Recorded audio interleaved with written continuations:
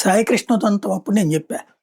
ముందు చచ్చిపోయి బూడిద కూడా లేదన్నాక అతని గురించి నెగెటివ్ క్యాంపెయిన్ కాదు. ముందుగా అతనేంటో ప్రజలకి తెలియజేసి, అప్పుడు పబ్లిక్‌గా ఎన్‌కౌంటర్ చేసి లేదా చంపేసి బయట పడేసినా అది ఎన్‌కౌంటర్ అని రాసిన జనం గూడా పోలీసులకి మద్దతు నిలిచేవాళ్ళు.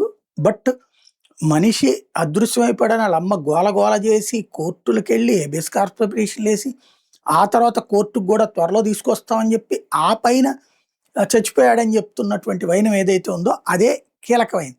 అది పక్కన పెడితే నిజమైనటువంటి సామాజిక విధ్వంసకారులు, ద్రోహుల్ని సమాజం యాక్సెప్ట్ చెయ్యట్లేదు.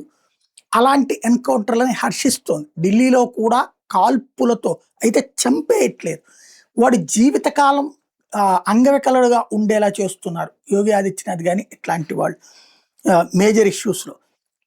ఢిల్లీలో 11 ఏళ్ల చిన్నారికి సంబంధించినటువంటి ఘటనలో అత్యాచారానికి పాల్పడినటువంటి దుండగుడిని సీన్ రీకన్‌స్ట్రక్షన్ పేరుతో పోలీసులు అటు తీసుకెళ్ళి వాడు తప్పించుకోవడానికి ప్రయత్నించాడంటే వాడి కాళ్ళ కిందన కాల్చారు. మోకాల దగ్గరనంటే ఇక వాడు జీవితకాలం కదలలేడు. అంటే ఒక కాలు కుంటిదవుతది. వాడు చేసిన తప్పుకి జీవితకాలం గుర్తుంటది. ఒక్కసారి కాల్చి పడేస్తే ఏమవుతది?